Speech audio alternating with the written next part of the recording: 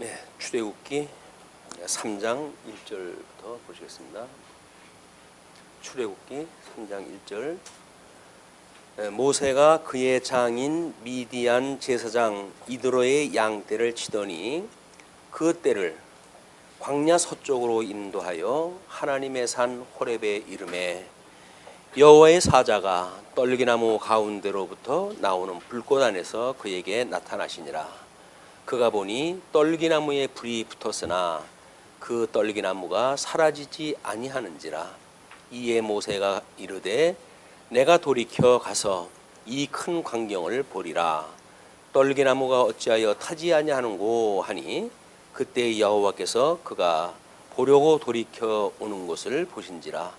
하나님이 떨기나무 가운데서 그를 불러 이르시되 모세야 모세야 하시매 그가 이르시되 내가 여기 있나이다. 하나님이 이르시되 이리로 가까이 오지 말라. 내가 선 곳은 거룩한 땅이니 네 발에서 신을 벗으라. 출애굽기 3장은 4장까지의 그 내용이 바로의 항쟁 준비입니다.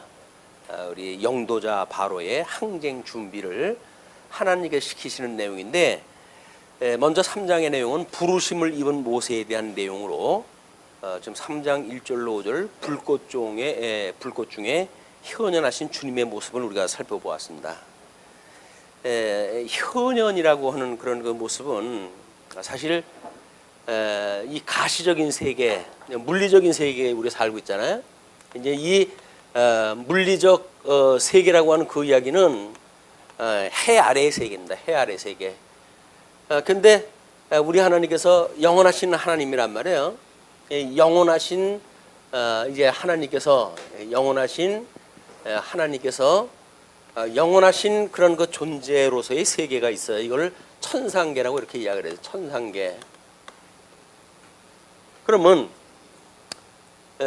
물론 이 천상계라고 하는 것이 지금 이 천하계에 게시되어진 내용이니까 우리 이 물리적 세계라고 하는 것은 지금 어떤 있는 거로부터 만들어진 것이 아니죠. 보이지 않는 거로부터 이제 나온 것인데, 이걸 우리 하나님께 성령께서 우리 믿음을 주시게 되면 이런 그 믿음의 세계, 이런 개념으로 이제 다층적인 우리 인식계를 볼 수가 있어요. 그래서 이 해 아래에 지금 있음을 이야기하는 것이 특별히 지금 모세가 애굽의 왕자로 성장을 했지만 이스라엘 그 선민들의 입장에서 보게 되면 선민은 지금 애굽의 종노릇을 하고 있는 거 아닙니까? 이 애굽의 종노릇을 하고 있고, 지금 모세는 왕자로 성장을 했지만 지금 이 선민인 것이 발각이 났고, 그렇기 때문에 애굽의 그 왕이 죽이려고 하는 그런 그 입장이기 때문에 지금 피난을 가고 있는 상태, 미디안 광야로 지금 도망을 가 있는 상태인데, 이런 그 그냥 이건 물리적 세계에서 우리가 나타나는 역사적 사실이겠죠. 지금 그 애굽 왕이 바로를 죽이려고 했고, 그 죽임을 피해 가지고 지금 바로는 미디안 광야로 도망을 간 거예요. 물리적 세계의 현상이에요. 이 물리적인 현상, 이 물리적인 세계, 해 아래 세계에서 일어나는 상황들, 이것만을 설명하다가 보게 되면 계시의 목적이 없어지죠. 하나님은 지금 영원하신 하나님의 영광을 계시하시는 건데, 이 영광을 계시하시는 것이 이 세계관의 의미란 말이에요. 이 세계의 의미는 존재 자체의 의미가 있는 것이 아니라 하나님의 영광 계시로서의 가치가 있고 의미가 있는 겁니다. 이거는 아무런 의미도 없이 세상에서 배불리 먹고 사는 것처럼 불쌍한 인생이 없는 거예요. 왜? 이거는 그냥 영광 계시로서의 세계인데 자기 배 위에서 그냥 먹고 살다가 잘 먹고 잘 살았더라, 이걸로 끝나잖아요. 그래서 모든 동화는 백말탄 왕자를 바라고 있는 공주에 나타나는 그 공주도 결혼하는 걸로 해야죠 끝납니다. 그 이후의 세계는 전쟁의 세계거든요. 그러니까는 그거를 우리 청소년들한테 꿈으로 보여주긴 그렇잖아요. 현실의 세계를.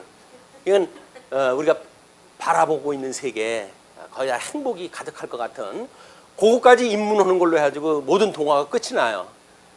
그 이상으로 하게 되면 우리 아이들이 상처를 입습니다. 그렇기 때문에 이 물리적 세계의 현상에 대한 이런 그 문제에서 소망을 말하고 여기서 뭐 부귀, 영광, 성공 뭐 이런 것들을 이야기하는 그거는 참 웃기는 거예요. 이게 웃기는 거.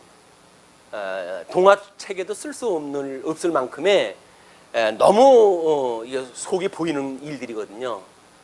동화 작가들이 좀 순수하잖아요. 아이들 상대로 해서 이런 걸 쓰는 사람들이.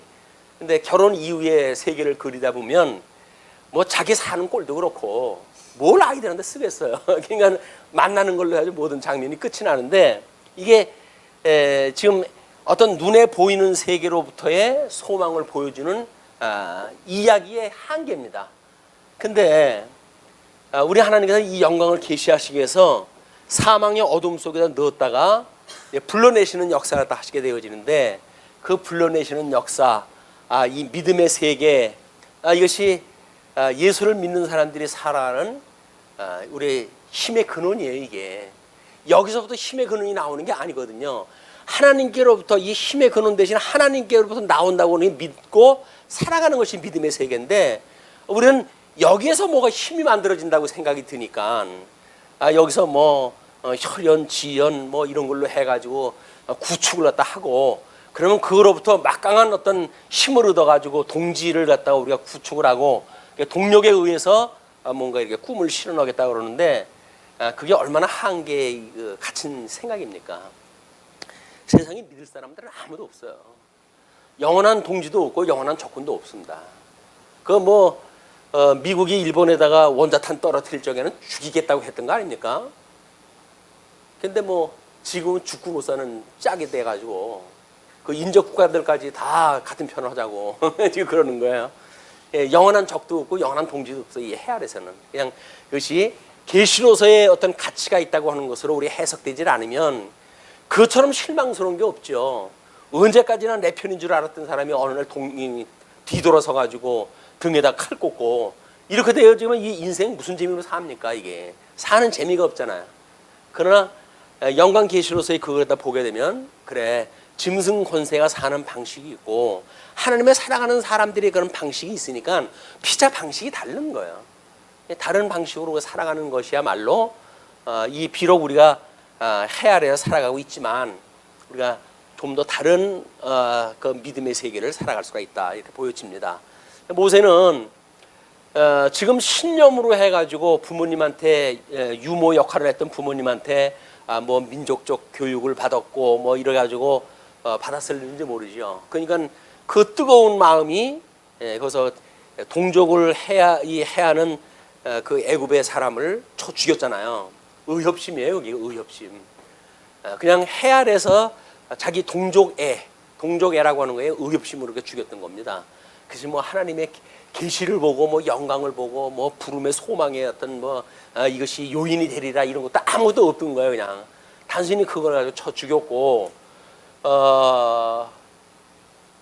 물론 이제 하나님께서 인도해 가시는 소명 이후에 이런 일을 해가다 보게 되면 그때 하나님께서 갈대 상대에 날 넣어가지고 죽게 하시지 않은 이유가 오늘을 있게 하시기 위해서 그런 거로구나라고 하는 과거 해석이 떨어지죠. 과거 해석이 그때그때 되어져 가지고 살아간다고 하는 것은 사실 만만치는 않습니다. 그런데 이 지금 바로 바로의 어떤 그 손을 피해가지고 도망갔던 모세가 지금 2장에서 미디안으로 도피된 사건이 나오잖아요. 그런데 이제 도망갔던 사건 2장에서 이미 40년의 역사가 끝이 났어요. 40년에 애굽에서 살았던 40년은 1장에서 다 끝났어요. 1장 40년 끝났어요. 2장 40년 끝났어요. 그 다음에 이제 이 하나님을 만나고서부터 3장서부터죠. 3장서부터 40년의 역사가 길게 설명이 되어지는 거예요. 요거는 준비하셨던 일이기 때문에 간단합니다. 그냥 하나님이 준비하셨던 걸로 봤을 적에는 그 뭐 애굽의 왕자로 40년 얼마나 화려한 삶을 살았겠어요. 근데 그것도 한 장으로 해서 마감. 또 미디안으로 도피되어지는 그런 그 사건까지도 한 장으로 모든 게 마감이 되는 거예요. 우리 자서전 쓸 적에도 예수님 만날 때까지는 그냥 약술로 해야지 끝이 나야 됩니다. 내가 이렇게 해가지고 이렇게 살았단다. 근데 우리 주님을 만나기 위해서 내가 이런 삶을 살았지 하는 걸로 끝나야지, 이걸 가지고 뭐 자랑을 갖다 하고 이 안에서 뭐 내가 뭘 했는데 뭘 이루었고 라고 하면 얼마나 답답합니까? 이게 우리 예수님 만나기 위해서 여정으로 준비했던 일인데, 예수님 만나기 전에 모든 역사는 한 줄로 정리합시다. 그냥 우리 뭐 예수님을 믿는 가정에 내가 태어났다든지, 그렇지 않음에도 불구하고 내가 주님을 만날 그런 그 여건이 만들어졌다든지 하는 걸로 해가지고 간단하게 끝나고, 여기서 자기 자랑 삼는 거는 일랑 지워버리고 이렇게 무지렁이 같은 나를 주님께서 부르셨다라고 하는 것으로 이야기가 되어져야 이제 이 하나님의 영광이 계시가 되어지고, 그 영광을 힘입어 가지고 사는 모세에게는 다만 하나님의 영광만 드러날 뿐인 거예요. 그것이 지금 3장 1절서부터 우리 하나님께서 모세에게 보여주셨던 현현의 모습이에요. 이제 이 광야는 가시나무가 이제 많은 지역인데 워낙 뜨거운 데 아닙니까? 그러니까는 조금 뭐 바람이 불거나 뭐 이렇게 되면 나무끼리 부닥치거나 해가지고 가끔가다 불이 난다면 나무에서 불이 나고 뭐 가시나무니까 후룩 타버리고 말 거 아니겠어요. 그래가지고 그냥 꺼지고 뭐 하는 것들이 그냥 해 안에서 그냥 일상인 거예요. 일상인 거. 근데 일상과 다른 현상이 일어난 것이 이제 하나님의 현현의 모습이고 모세의 소명의 모습이라는 거예요. 그것이 떨기나무의 사건이거든요. 이게 지금 그 2절에 사자가, 여호와의 사자가 떨기나무 가운데로부터 나오는 불꽃 안에서, 그러니까 불꽃이라고 하는 그것이 현현 자체가 아니라 그 현현되어진 불꽃 안에 그에게 나타나신 거야, 하나님께서. 그의 사자가 지금 나타난 걸로 설명이 되어집니다. 그렇게 하면서 그가 보니 떨기나무에 불이 붙었으나, 그래서 통상적으로 그냥 붙는 그런 현상을 보았는데 그 떨기나무가 사라지지 아니하는 거예요. 그러니까는 통상적으로 있었던 일이 아닌 현상으로 이제 나타난 거죠. 왜냐면 뭐 그냥 후룩 타버리고 말아야 되는데 그리고 꺼지질 않는 거예요. 그러니까 이에 그렇게 설명이 되죠. 이에 현상적이지 아니한 초자연적 현상을 보고 그에게 이에 모세가 이르되 내가 돌이켜 가서 이 큰 광경을 보리라. 이 예산 일이 아니었던 것 같아요. 그러니까 이 큰 광경을 보리라. 이적이라고 하는데, 이적, 표적, 우리 주님께서 보여준다고 한다면 표적에 대한 이야기겠죠.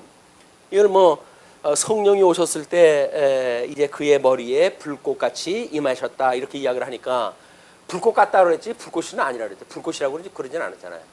근데 그 성화를 그린다고 하는 사람들이 사람에다 이 불꽃을 잡고 그려놓은 거야. 그래서 그때 사람들은 전부 여기 오순절 성령 그 강림에 대한 그림을 보게 되면 여기 전부 불꽃을 이고 다녀요. 예, 불꽃 같은 것이 임했다 그랬죠. 바람 같은 소리가 들렸다 그랬잖아요. 그랬더니 또 그냥 후후대고 바람을 불어대는 거예요. 성령이 임했다고. 뭘 말을 못해 이게. 보이지 않는 어떤 표적을 보이는 방식으로 이야기를 하게 되면 사람들이 이걸 써먹으려고 그러니까 하나님께서 아유 이 답답한 인간들한테 이걸 어떻게 보여주나 참 힘드실 거야 하나님께서는. 인간들은 표적을 보면 아 하나님의 임재로구나 뭐 이렇게 해가지고 하나님을 바라봐야 되는데 거기서 딴짓 하려고 하는 거야. 마이크 대고 후후대고 이제 그 짓을 하질 않나. 여기다 뭐 불꽃을 이어가지고 성령 강림을 했다고 그러지는 않나. 이것이 인간 물리적 세계에 사는 인간의 한계다. 그래서 우리 하나님의 이 은혜를 잊고 사는 사람들이, 우리 믿음으로 사는 모든 사람들은 지금 하나님의 은혜라고 하는 엄청난 영광을 지금 우리가 잊고 살아가는 거 아닙니까? 예수 그대 의의 열매가 지금 맺고 살아가는 거 아니겠어요? 그게 크냐 작으냐는 중요하지 않습니다. 여기서 한 장, 두 장으로 설명되어졌던 이런 걸로는 설명되지 않는 세계란 말이에요. 예수님한테 우리가 이렇게 메인바 되어져서 구속의 은혜를 깨닫고 이렇게 믿음 생활한다는 이야기는 이거는 한 장, 두 장 역사적 사실을 기술하는 걸로 설명이 안 돼요. 너무나 기적적이고 큰 광경이기 때문에 그렇습니다. 오늘 뭐 교학교 찬송을 부르는데 오늘은 주의 날이라고 이야기하더라고요. 오늘은 주의 날 뭐 이렇게 가지고 이야기했다 해요.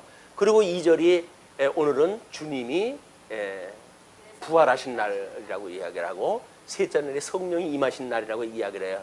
그 찬송을 가만히 들으면서 우리가 주일을 준비할 때 그 여인들이 안식일이 지나고 그 안식일 다음 날 예수님이 궁금하고 예수님을 만나고 싶은 마음으로 새벽같이 무덤으로 뛰어갔던 그런 심정으로 해가지고 부활하신 예수님을 만나는 일이야말로 얼마나 행복한 일일까. 성령의 임재를 그렇게 주일날 오순절날 주님을 만나는 그런 그 기쁨이 얼마나 컸을까. 그런데 성경책을 통해 가지고 뭐 우리 확인한 예수님의 부활의 장면, 뭐 그냥 여인들이 가서 예수님 만났다고 하는 그런 그 이야기로 간단하게 설명이 돼요. 여기서 그 이상의 걸 우리가 보지를 못하고 여기에 갇혀져 있는 거예요. 문자로 설명되어져 있는 예수 그리스도의 부활, 성령의 강림 이런 것만 이게 보고 있으니까 정말 우리 하나님의 임재라고 하는 믿음의 세계에 사는 게 아니라 그냥 물리적 세계 속에서 주일날이니까 예배당에 오고 예배당에 왔으니까 찬송도 부르고 뭐 우리가 성경 공부도 하고 이렇게 되어진단 말이에요. 이게 이런 걸로 해서는 우리 믿음의 세계라고 하는 그런 것이 아니라 그냥 물리적 세계에서 습관적 신앙생활을 하는 것뿐이다. 그걸 우리가 종교행위라고 끊임없이 경계를 갖다 했지만 뭐 몇 번 경계하다가 우리도 모르게 이쪽에 또 푹 빠져버리잖아요. 종교행위로 빠져버릴 수가 있다. 그래서 우리가 정말 주님을 부활하신 주님을 만나는 심정으로 교회에 오기도 하고 교회 봉사하기도 하고 하는 이런 그 믿음의 어떤 그 장면들이 우리들이 보기도 하고 또 우리들이 스스로 그렇게 행해지기도 하고 해서 여기서 아름다운 교제가 일어나는 뭐 이런 그 하루면 얼마나 우리가 기쁜 모습으로 보게 될까 하는 생각이 해봤습니다. 그런데 저는 그 큰 광경을 보리라 이렇게 다짐을 갖다 하고 떨기나무가 어찌하여 타지 아니하는고 하니 그때 여호와께서 그가 보려고 돌이켜 오는 것을 보신지라. 하나님이 떨기나무 가운데서 그를 불러 이르시되, 아까는 여호와의 사자라고 그랬는데 여기서는 떨기나무 가운데서 여호와께서 그것을 보시고 모세야 모세야 하시매 그가 이르되 내가 여기 있나이다. 하나님이 이르시되 이리로 가까이 오지 말라. 내가 선 곳은 거룩한 땅이니 내 발에서 신을 벗어라. 뭐 그때 신이라고 그래가지고 뭐 끝매가지고 신는 신도 아니잖아요. 그냥 샌들 쪼가리 그냥 끌고 가는데 벗으나 신으나 발 시커먼 건 똑같아요. 근데 하나님이 일단 신을 벗으래요. 왜? 거룩이라고 하는 걸 구별하기 위한 방법입니다. 이런 그 방식으로 해가지고 뭐 그렇게 하니까 또 뭐 어떤 분이 그랬잖아요.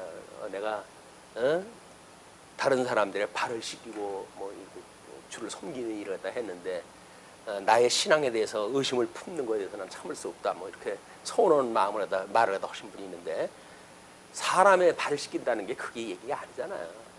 그럼 여기서 신발 벗으라고 하는 그거에 이제 의미를 갖다 부여를 하게 되어지는 거예요. 뭐 신발을 신든지 벗었든지 시커먼 건 똑같은 거예요. 그 먼지구덩이에서 신었던 신발인데 다만 하나님께서 내가 의지하는 땅을 디디고 살고자 의지했던 그걸 벗어버리고 하느님만을 의지하게 되어지는 새로운 결단의 모습을 지어 우리한테 요구한 거 아닙니까? 거룩하다고 하는 걸 보여주는 장면이니까 그런 의미로 이제 신발을 벗는 걸 우리가 이야기했다 해야지 거기서 뭐 신발을 신는 거는 어떻고 신발을 벗는 건 어떻고 라고 하는 그런 거는 아무런 의미가 없어요. 그런데 그 또 이르시되 이제 하면서 5절까지 그렇게 하신데 6절서부터 9절까지 소명을 받게 되어지는 이제 모세가 소개가 되어집니다. 또 이르시되 나는 내 조상의 하나님이니, 이 하나님께서 나는 내 하나님, 이 조상의 하나님이다 이렇게 이해합니다. 뭐 이 하나님은 우리가 늘 성호를 이야기할 때 이건 전능자라고 이렇게 이야기를 하죠. 전능자. 나는 내 조상의 하나님이다 그 이야기예요. 그러면서 조상인이 아브라함의 하나님, 이삭의 하나님, 야곱의 하나님이나 조상이니까 이게 열조라고 이야기를 하는 거죠.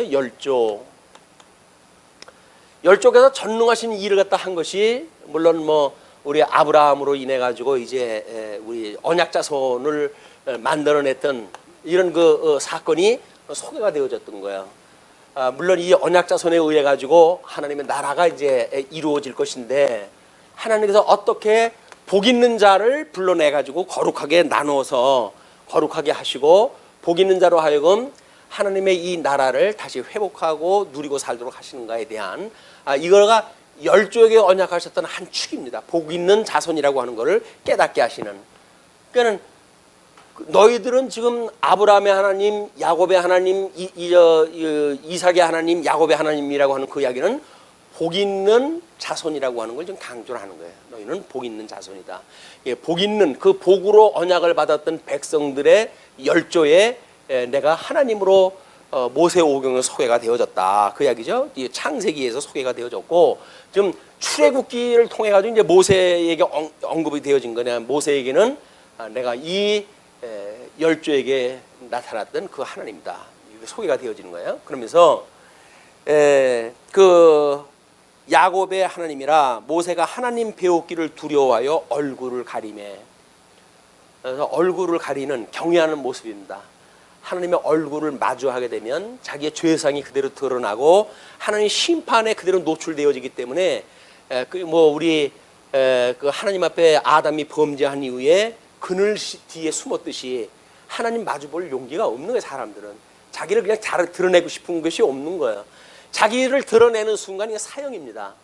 우리는 다만 하나님 앞에 우리 얼굴을 드러낼 때가 있는데 그거는 예수 그리스도를 통해서 드러나는 거예요. 예수님이 우리의 머리가 되신 분이니까 하나님이 보실 때는 우리를 안 봐요. 우리의 머리 되신 예수님을 보시고 죽도록 충성하셨던 당신의 아들 독생자 예수 그리스도를 보시는 거지 이 더러고 추한 우리들을 보는 게 아니다. 그럼 우리는 뭐 때나 거룩한 척 여기서 얘기했다 하는데 그걸 보질 않아요. 다만 예수 그리스도를 믿는 이 믿음으로 우리 나는 죽고 없고 다만 내가 지금 있는 거는 주님 앞에 있는 거예요. 주님 안에 사는 것뿐입니다. 라고 하는 그 믿음으로 고백하는 우리를 본다는 것은 우리 머리 대신 주님을 보는 일이다.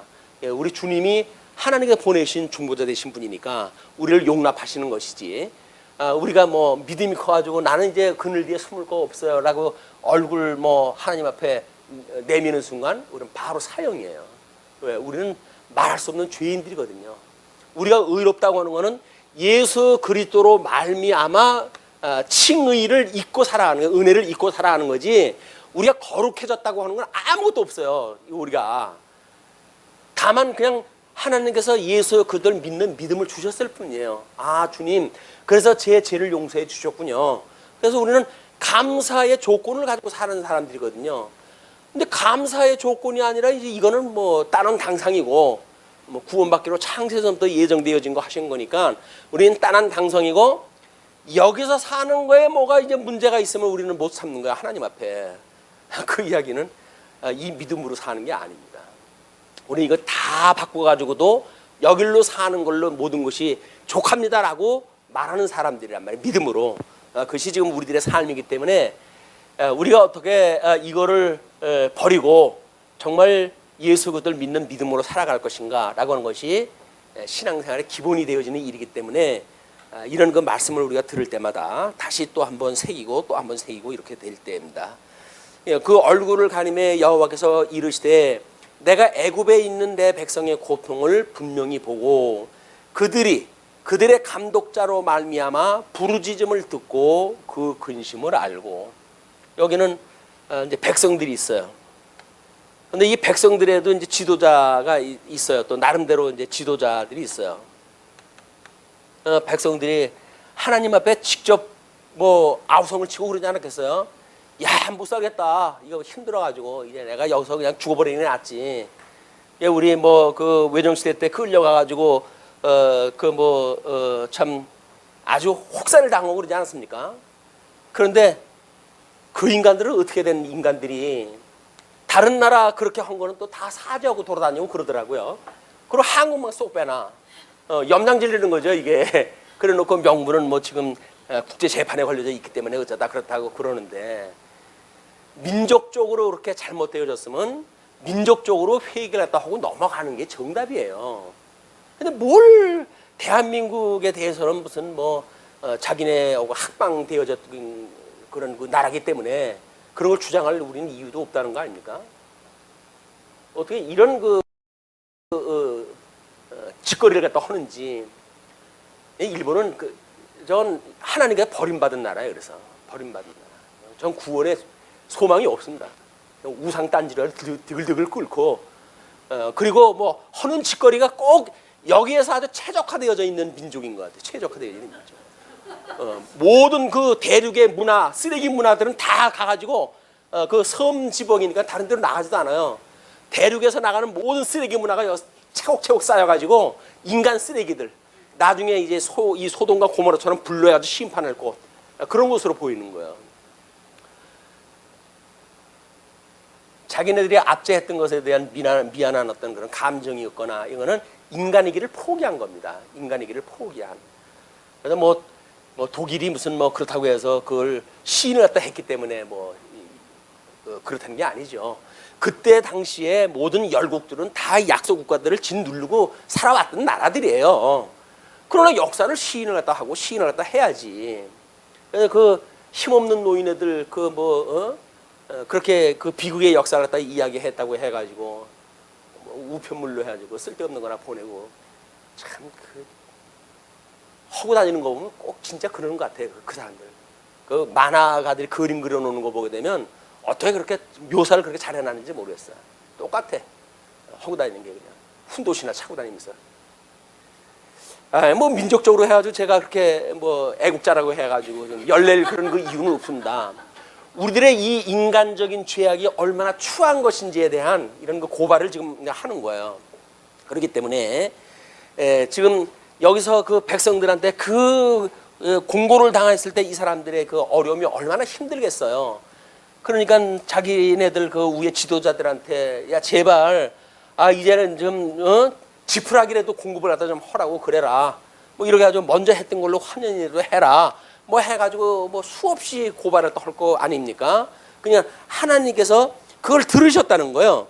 그 백성의 고통을 분명히 보고 그들이 그들의 감독자로 말미암아 부르짖음을 듣고 그 근심을 내가 알고 있다.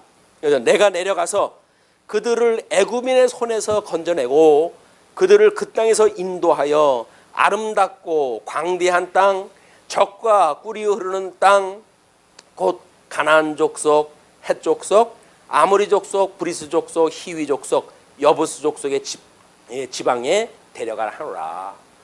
약속하셨던 12조에게 약속하셨던 이 가나안 땅에 이들을 드리게 하시기 위해서 이거로부터 이제 구출을 갖다 해내시겠다 그 이야기예요.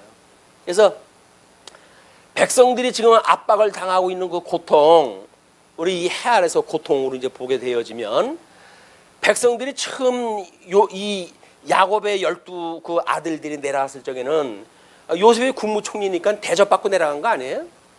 그래서 같은 이 죄악 세상에 내려가는데도 불구하고 먹고 살 만큼 살았어요. 그냥 먹고 살 만큼 살 불만이 없었잖아요.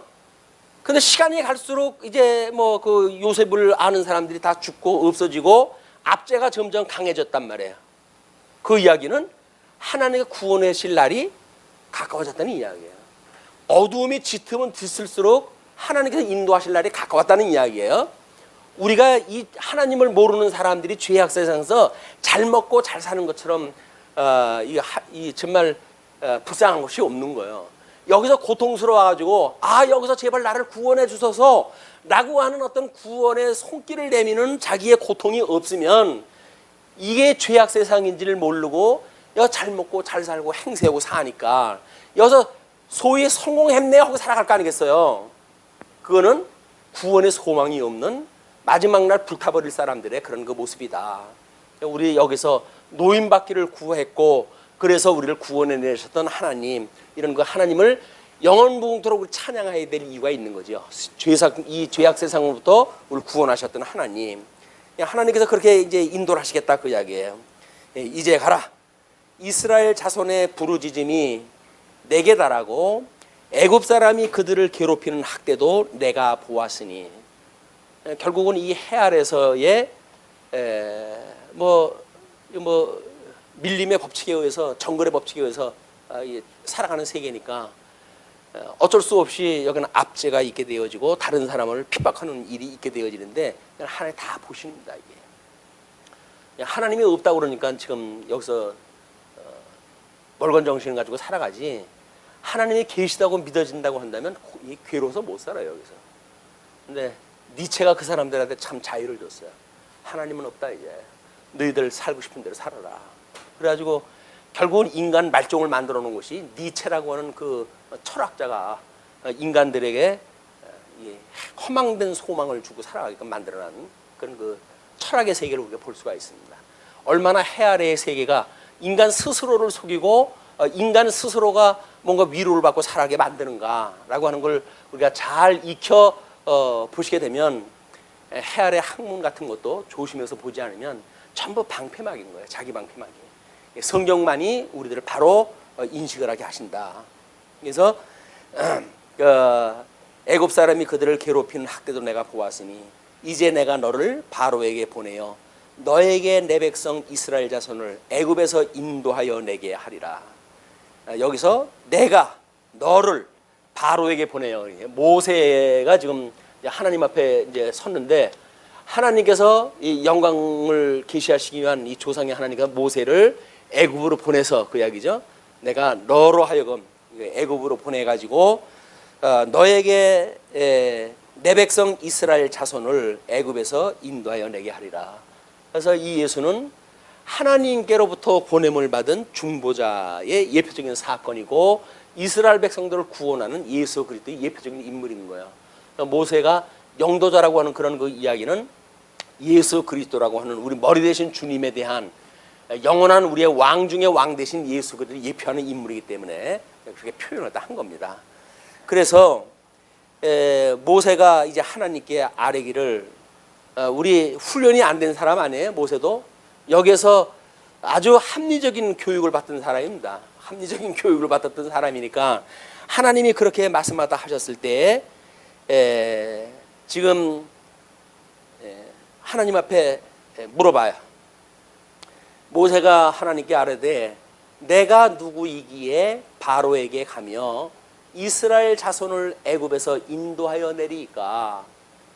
지금 이 바로에게 죽음을 피해도 도망은 난데 내가 누구이기에 여길 다시 가가지고 이스라엘 백성들을 인도해냅니까? 라고 물어요. 그랬더니 하나님이 이르시되 내가 반드시 너와 함께 있으리라. 이게 임마누엘 되시는 주님이에요. 임마누엘. 예수님이 이 땅에 오셔가지고 물리적인 세계 속에서 합리적인 교육을 받고 살아가던 사람들, 이런 사람들한테 내가 너와 함께 하겠다 그 얘기예요. 그래서 우리가 비록 해 아래 살고 있지만 함께 하시는 주님하고 살아가는 세계가 믿음의 세계인 거예요. 이게 우리 임마누엘, 주님을 믿고 살아가는 세상이다. 그런데 내가 그 백성을 애굽에서 인도해 낸, 하나님이 이르시되 내가 반드시 너와 함께 있으리라. 내가 그 백성을 애굽에서 인도하여 낸 후에 너희가 이 산에서 하나님을 섬기리니 이것이 내가 너를 보낸 증거니라. 그럼 내가 하나님께서 보냈다고 하는 증거를 백성들 인도해내가지고 뭘로 그럼 증거를 보여줄 거예요? 그랬더니 하나님 만났던 이 시내 산에서 만난 거 아니에요? 그랬더니 거기에서 제사를 드리는 그 행위를 통해가지고 내가 보냈다고 하는 거를 지금 증거를 다 해내겠다. 영광의 계시를 하나님의 제사라고 하는, 그래서 이 제사라고 하는 건 민족적인 구속사의 또 하나의 예표적인 사건인 거예요. 그렇죠? 여기서 이 지금 모세라고 하는 이 한 인물의 인생을 걸고 하는 하나님의 소명을 이루시는 모세에 의해 가지고 백성들을 인도로 갖다 해내지 않습니까? 물론 그 인도로 갖다 해냈을 때 뭐 하나님께서 어린 양을 잡게 하고 뭐 이런 유월절의 사건을 통해서 인도로 갖다 해내시지만, 이 모세를 통해서 이스라엘 백성들을 인도해낸다고 하는 그 민족적 이런 그 일은 바로 하나님 앞에 제사를 드리는 압축적 행위로 요약이 될 수가 있다. 그러니까 우리가 예수님을 믿고 이 성도들이 살아간다는 이야기는 뭡니까? 그러니까 복 있는 자손으로 살아간다는 이야기는 뭐야? 우리의 모든 삶을 압축을 하다 하는 것이 영적 제사인 거예요. 영적 제사. 우리 믿음으로 산다고 하는 것이 드러나는 게 뭡니까? 영적 제사인 거예요. 근데 뭐 영적 제사, 하나님의 선한 뜻을 모르면 여전히 이 세상으로 살 거 아니겠어요? 뭘 가지고 영적 제사를 드릴 겁니까? 영적 제사는 하나님의 선한 뜻을 분별해야 되죠. 이 선하신 뜻이 무엇인가 뜻 분별을 갖다 먼저 해야 되고, 그리고 믿음의 분량만큼 생각을 갖다 하래요. 이 믿음의 분량만큼 하나님께 주신 선이 있어요. 양이 그것만큼 하고, 그리고 하나님께 주셨던 은사를 실현하는 것, 이것이 지금 영적 제사예요. 그 이 뜻 분별이라고 하는 것이 뭐 우리 아침에 일어나고서부터 전부 하나님의 뜻 아니에요? 우리가 뭐 계획을 세가지고 문을 나섰어요. 그러면 오늘 나서가지고 뭘 할 거로 나선 겁니까? 그러니까 그 작사가 그런 거예요. 집을 나서기 전에 기도했냐? 왜 나가니 너? 모르겠어. 친구 시장 간다고 그래 쫓아가는 거야. 친구 따라 강남 간다고 이렇게 이야기도 하니까 오늘 어디 가냐? 교회 가는데. 교회 왜 가냐? 아 그냥 뭐 매주 다니던 거니까 가는 거지 뭐 이유가 어디 있어? 그런 거예요. 뜻 분별이 안 되어지는 거란 말이에요 우리가. 그러니까 집을 나서기 전에 기도했나요? 그런 거 이야기예요. 기도는 우리의 안식이라고요. 빛으로 인도했다 하신대요. 그러니까 무슨 일인지 모르고 내가 지금 집을 나서는데 우리 하나님 앞에, 하나님 제가 이제 우리 예배당 오늘 출석을 하려고 합니다. 오늘 하루도 우리 선하신 하나님의 뜻을 분별하고 또 우리 하나님을 배우는 예배의 그런 그 모든 행위가 하나님 앞에 연락되어지는 그런 영적 제사이기를 원합니다. 뭐 이런 자세로 우리가 이제 출발을 갖다 하거나 이렇게 되면 얼마나 좋겠어요. 바쁜 시간에 무슨 기도 지금 차 타고 출발하기 힘든데 지금 이런 실질적인 걸 다 놓쳐버리고는 이쪽에 그냥 행위에 갇혀버리는 거예요. 뭐 그렇다고 뭐 일찍 나오는 사람이라고 준비하느냐 하면 그것도 아니에요. 맨날 일찍 나오는 사람은 맨날 일찍 나오는 거 훈련돼 가지고 며칠 일찍 나오는 거지, 그러다 준비된 마음으로 나오는 건 별개 문제란 말이에요. 이게 우리가 이렇게 뭔가 신령한 의미를 생각하고 신앙생활하고 이 믿음의 세계라고 하는 정말 하나님을 만나는 이런 삶 속의 삶, 실질적인 삶, 믿음의 삶, 이런 것들이 경건의 훈련으로 끊임없이 되어져야 될 것이 부분이 아닌가. 끊임없이 경건의 훈련을 해야 될 부분이라고 보여집니다. 자, 그런데 이제 13절로부터 이렇게 이야기를 해요. 모세가 하나님께 아뢰되 내가 이스라엘 자손에게 가서 이르기를, 이제 그 뭐 나중에 출애굽 해가지고 그 이야기야 뭐 그때고, 당장은 가가지고 내가 지금 뭐 일을 갖다 해야 되는데, 내가 이스라엘 자손에게 가서 이르기를 너희의 조상의 하나님이 나를 너희에게 보내셨다 하면 그들이 내게 묻기를 그의 이름이 무엇이냐 하리니 내가 무엇이라고 그들에게 말하리까? 전능자라고 하는 건 보통 명사 아니에요. 이분을 만나고 이제 가가지고 야 내가 하나님 만나는데 너희들 인도내라고 그러시더라 이렇게 이야기를 갖다 물으면, 그렇게 되면 그래? 하나님의 이름이 뭐야? 라고 물어보면 이렇게 전능하신 하나님, 열조에 나섰던 그 하나님이 전능하신 하나님이라고 하는 보편명사, 이 보편적인 명사의 이런 하나님이 아니라 그분의 어떤 고유한 명사, 이 이름이 있을 거 아니야. 그 이름이 뭐냐고 물어보면 내가 뭐라고 대답을 했다 합니까? 전능자라고 하나님이라고 하는 거는 뭐 애굽에도 그 엘로 나타나는 그런 신적 그 명사들이 여러 있잖아요. 다 그 사람들 다 하나님이라고 그러는데, 이것도 하나님 저것도 하나님 뭐 다 그러는데 뭐 하나님이 보냈다고 그러면 그 사람들이 하나님 이름이 뭐냐 물어볼 텐데 그럼 뭐라고 이야기를 하겠느냐 이렇게 이야기를 합니다. 상당히 신학적인 그런 주제인데, 하나님이 모세에게 이르되 나는 스스로 있는 자이니라. 또 이르시되 너는 이스라엘 자손에게 이같이 이르기를 스스로 있는 자가 나를 너에게 보내셨다 하라. 그래서 이 자존자라는 이야기예요. 이 자존자, 이거는 이제 여호와, 스스로 있는 자. 여호와의 증인들이 한때 뭐 여호와의 증인으로 여호와 증인하러 왔다가 여호와의 뜻이 뭐요? 라고 그랬더니 이거면 스스로 계신 분이다 이렇게 이야기를 해가지고 뭐 이제 아주 제법 아는 척하다가 하나님의 이름이 여호와라고 하는 그런 그 어떤 단어가 보여주는 그런 것 뜻 말고 성경 전체가 말하는 여호와라고 하는 이름이 뭐냐, 뜻이 뭐냐, 그런 게 어딨냐 해가지고 여호와 증인 되려면 좀 더 배워라. 뭘 알아야 증인 역할을 또 하지. 알지도 못하고 뭐 여호와의 증인이라고 해가지고 찾기고 둘씩 다니면 여호와의 증인이냐. 그래가지고 창피를 당하고 쫓겨나고 그랬어요, 그 사람들이. 요즘은 여호와란 뜻이 뭐예요? 그러면 그 사람들 다른 이야기 합니다. 뭐라는 줄 아세요? 여호와란 언약대로 만사를 이루시는 분입니다. 이렇게 이야기를 해요. 한 수 배웠어요. 여호와의 증인이 제법 그 역사가 깊은 데거든요. 여호와의 이름을 몰랐다 여호와의 이름을 알아가지고 요즘은 아주 행세, 여호와의 증인이라 행세를 했다 하는데 정말 우리가 살아계신 하나님의 증인이라고 하는 건 우리들이에요. 우리들.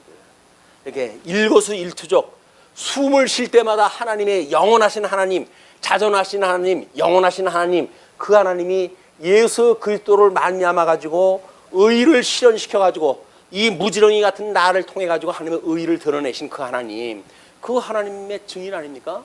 우리 존재 자체가 증거의를, 증인의 증인. 예수 그리스도를 증거하는 것이 하나님을 증거하는 거니까 우리 예수 그리스도를 믿는 사람들이야말로 하나님을 증거하는 증인들이다.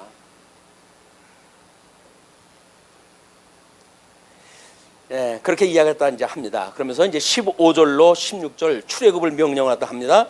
하나님이 모세에게 이르시되 너는 이스라엘 자손에게 이같이 이르기를 너희 조상의 하나님 여호와 곧 아브라함의 하나님, 이삭의 하나님, 야곱의 하나님께서 나를 너희에게 보내셨다 하라. 이는 나의 영원한 이름이요, 영원한 이름이래. 여호와, 영원한 이름. 여기 이 영광 계시하시는 영원한 이름. 그리고 영원한 이름이요, 대대로 기억할 나의 칭언이라. 그 영원한 하나님께서 지금 대대로 한다는 이야기는 뭐예요? 시간 세계가 과거, 현재, 미래가 대를 이어가도록 계시되어지는 그 하나님을 지금 이야기를 하는 거죠. 그러니까 대대로 기억할 나의 칭호다. 그래서 이 믿음으로 사는 사람들은 영원하신 그 하나님께서 임마누엘 하셔가지고 우리들의 어제도 오늘도 내일도 여전히 우리의 삶을 주장하시는 여호와 하나님이라고 우리가 믿고 살아가는 거예요. 왜? 예수님을 그렇게 보내주셨고 예수님 안에 우리가 살아가게 되어지니까 예수님을 언약하고 예수님을 이루신 그 하나님께서는 예수님 안에 있는 우리의 삶도 하나님께 주관한다 하신다. 그런 심령의 평강을 가지고 우리 살아가는 일이 예수 그리스도로 말미암는 평강의 삶이죠. 평강의 삶. 이 하나님으로 말미암는 우리들의 은혜를 입은 성도라고 한다면 마땅히 예수 그리스도로 말미암아 비록 어둠의 세상에 우리가 살아가고 있지만 이 믿음의 세계를 바라보면서 심령의 평강을 누리고 살아가는 것이다. 자, 그러면서 너는 가서 이스라엘의 장로들을 모으고 여기서 이제 백성들의 지도자로 있었던 장로들을 모으고 그들에게 이르기를 여호와 너의 조상의 하나님 곧 아브라함과 이삭과 야곱의 하나님이 내게 나타나 이르시되 내가 너희를 돌보아 너희가 애굽에서 당한 일을 확실히 보았노라. 계속 그 하나님께서는 하나님을 소개할 때 너희의 조상의 하나님 여호와 곧 아브라함의 하나님, 이삭의 하나님, 야곱의 하나님 번거로울 만큼 반복 그렇게 해가요. 네? 그 야곱의 하나님이 내게 나타나 이르시되 내가 너희를 돌보아 너희가 애굽에서 당한 일을 확실히 보았노라. 내가 말하였거니와 내가 너희를 애굽의 고난 중에서 인도하여 내어 젖과 꿀이 흐르는 땅 곧 가나안 족속, 헷 족속, 아모리 족속, 브리스 족속, 히위 족속, 여부스 족속의 땅으로 올라가게 하리라 하셨다 하면, 자, 근데 지금 이 물리적 세계에서 지금 애굽이라고 하는 이것도 뭐 곡창지대 아닙니까? 곡창지대에 사는 그 조건으로 보게 되면 곡창지대야. 근데 하나님께서 이 가나안 땅이라고 하는 것을 지금 젖과 꿀이 흐르는 땅이라고 이렇게 이야기합니다. 젖과 꿀이 흐르는 땅. 그러면 뭐 우리 목축업으로부터 농경 사회에서 더없이 좋은 그런 그 표현이겠죠. 이 젖과 꿀이 흐르는 이 땅으로 너희들을 갖다 인도해내겠다.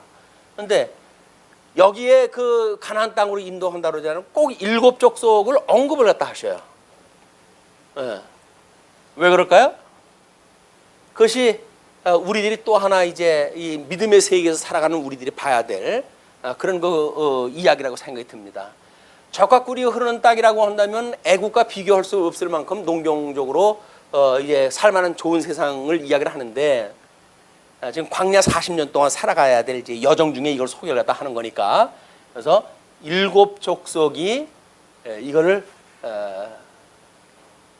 이끌어내는, 이걸 농경사회를 만들어가는, 이거를 지금 이렇게 적과 꿀이 흐르는 땅을 만드는 사람들이 누구냐면 이 사람들이에요. 이 사람들. 그냥 결국은 7 족속이 이 어떤 적과 꿀이 흐르는 가나안 지경을 가꾸는 사람들로 지금 이 언급이 되어진단 말이에요. 여기 이미 이 사람들은 주인이에요, 주인. 이 땅을 가꾸는 주인들. 근데 이 주인을 바꾸겠다는 거예요, 하나님께서. 7 족속을 멸하고 너희들 이 땅 줄게, 그 이야기 아닙니까? 이런 그 일도 사실은 흔한 일이 아닙니다. 아니 7 족속 이걸 줘가지고 다 가꾸고 있는데 이걸 다 멸하고 너희들 이 땅으로 줄게, 그 이야기 아니겠어요? 그냥 줄 거면 이 땅 애굽 땅 주인 바꿔가지고 그냥 이스라엘 백성 살게 하시면 안 될까요? 근데 여기서는 인도를 갖다 해내시고 가나안 땅에 이 이스라엘 백성들이 가나안 땅에 다시 들어갈 때까지 수백 년을 거쳐가지고 기름진 땅을 만들어냈던 이 주인들을 바꾸고 하나님께 새 주인으로 널 갖다 삼겠다, 그 이야기예요. 우리가 살아가는 믿음의 세계는 이건 하나님께 주신 전부 은혜로 우리가 얻은 공간들입니다. 이 믿음이라고는 철저하게 하나님의 은혜로 말미암는 거예요. 그냥 우리가 범사에 감사하고 항상 기뻐한다는 이야기는 조건이 아닙니다. 그냥 하나님께서 우리를 죄악에서 불러냈다고 하는 그 자체가 모든 게 은혜예요, 은혜. 근데 거기서 무슨 그럼에도 불구하고 라고 이야기를 또 하면 어떡해요? 뭐 불구하고는 어디서 불구하고가. 그냥 하나님께서 우리를 죄악에서 불러냈다고 하는 모든 것들이 은혜다. 우리 뭐 오전에도 그런 이야기를 했지만 은혜를 입은 자요. 얼마나 이게 아름다운 이야기입니까? 천사가 와가지고 우리들한테 은혜를 입은 자야 뭐 이렇게 이야기를 하게 되면 아마 우리가 되게 기분 좋을 거야. 근데 열심히 땀 흘리고 있는데 옆에 뭐 우리 성도님이 은혜를 입으신 집사님 뭐 이렇게 이야기하다 하면 놀려? 아마 그럴 거려. 나는 지금 힘들어 이러는데 옆에서 나 놀려? 이렇게 생각을 할 거예요. 우리는 은혜를 입은 자인데, 은혜를 입은 자. 우리가 뭐 조건이 있어가지고 뭘 이룬 것도 없고 그냥 무조건적인 은혜를 입은 자들이다. 이런 생각이 우리 이 믿음에 사는 사람들의 너그러운 마음이 아닌가. 예수님처럼 우리가 마음을 넓히고 생각을 깊이 하고 뭐 이런 그 모든 것들은 은혜로 말미암는 거야. 그래서 성도들의 이 믿음의 세계의 삶은 은혜에 비례해가지고 심령의 평강이 가능해지는 겁니다. 은혜가 적게 여겨지게 되면 평강이 누릴 수가 없어요. 끊임없이 갈등이 나고 뭐 조갈증이 나고 그래요. 뭐 이게 날이 더워서 이런가 뭐 어째서 그런가 자꾸 아주 기후 탓하고 조건 탓하고 이렇게 되어 있는데 안 그렇습니다. 하나님의 이 은혜를 우리가 깨닫게 되어지게 되면 이 해 아래의 모든 조건들을 뛰어넘는 심령의 평강을 얻게 되어진다. 그 심령의 평강, 이걸 누리고 사는 것이 얼마나 좋겠어요. 이걸 우리가 주셨던 복을 누리는 사건이고 이것이 행복한 우리의 삶 아닙니까? 근데 행복한 거 뭐 공평한 게 어디 있어요? 근데 그 평강을 잃어버리고 그냥 뭐 이쪽에서 살던 그것 때문에 그냥 지지고 볶고 해가지고 그러면서도 이걸 잃어버렸다고 하는 어떤 그 손해를 본다는 생각이 전혀 없잖아요. 왜? 은혜를 까먹고 있으니까. 은혜를 까먹고 있는 거예요. 끊임없이 하나님의 은혜. 뭐 우리 아침에 눈을 떠도 하나님의 은혜로 또 오늘 시작이 되어졌습니다. 뭐 우리 어떤 사람이 그 자기 딸에게 자기 신체에 대한 거를 읽기 형식으로 써가지고 선물로 줬다고 이제 그 뉴스에 나오더라고요. 근데 그 사람의 표현에 그러면 그래요. 80 몇 세인가 뭐 70 몇 세인가 뭐 이렇게 된 그 고날의 일기를 보게 되면 걸음걸이의 보폭이 적어지고 뭐 이렇게 이제 설명을 했어요. 자기 인체에 대한 변화에 대한 걸 쭉 기록을 해가다가 25살 정도의 면접을 볼 적에는 수컷끼리의 전쟁이 붙었다 뭐 이런 표현을 합니다. 기득세력과 새롭게 시작된 자기와의 전쟁이 이제 일어났다는 거죠. 누가 땅을 차지할 것인가에 대한 이런 그런 식으로 이제 표현을 갖다 해나가는데 70 몇 살쯤 되니까 이제 그렇게 표현을 갖다 하더라고요. 보폭이 찌그지고. 왜? 늙어지면은 걷는 것이 불편하니까 보폭이 찌그지잖아요. 이 인체 변화에 어쩔 수가 없이.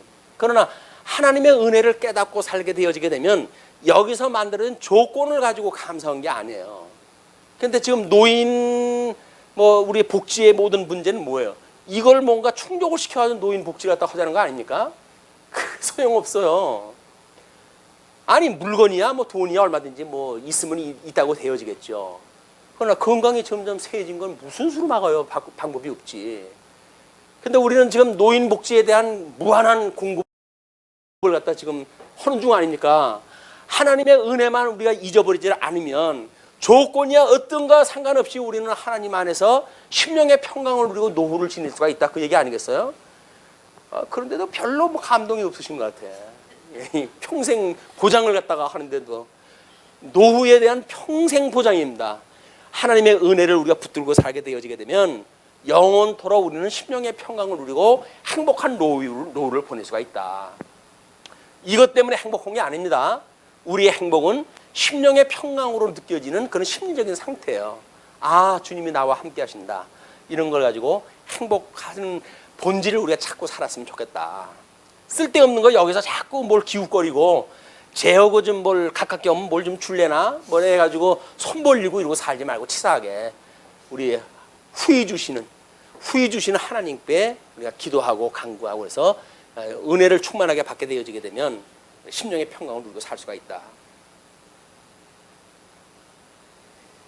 그런데 지금 그들이 내 말을 들으니 말을 갖다 하게 되면 내 백성들이 이제 내 말을 듣게 되겠는데 너는 그들의 장로들과 함께 애굽 왕에게 이르기를 히브리 사람의 하나님 여호와께서 우리에게 임하셨은즉 여기서 지금 소개하는 애굽 사람들한테 소개하는 그 하나님에 대해서는 히브리 사람의 하나님 여호와께서 이렇게 이야기를 해요. 히브리 사람의 하나님 여호와께서 우리에게 임하셨은즉 우리가 우리 하나님 여호와께 제사 드리려 하오니 사흘길쯤 광야로 가도록 허락하소서 하라. 하나님께서는 이 말 안 들을 것 뻔히 알죠. 그러니까 일단은 조건을 그렇게 제시를 다 하는 거야. 그래야 그 말 안 들었다는 걸로 해가지고 장자를 다 죽여도 이유가 없죠. 처음서부터 들을 만한 이야기 해가지고 놔주게 되면 아무런 의미가 없잖아. 그러니까 하나님께서는 하나님의 영광을 계시하시기 위해서는 적극적 이 어떤 반항이 여기서 있어야 돼요. 하나님의 그런 섭리에 대한 적극적 반항이 있어야 하나님의 영광이 드러난다니까요. 하나님 능력이 없어가지고 얘네들이 반응하고 10번씩이나 변개하고 그러겠어요? 아닌 거예요. 일부러 그렇게 하게 하시는 거예요. 왜? 하나님의 크신 영광을 드러내시기 위해서. 너희들 아무리 무저항 아주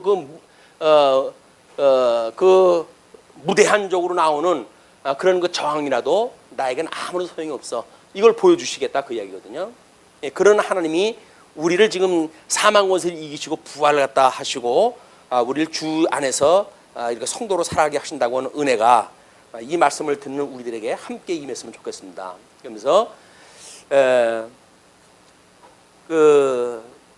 제사를 드리라 하니 그렇게 허락하소서 하라.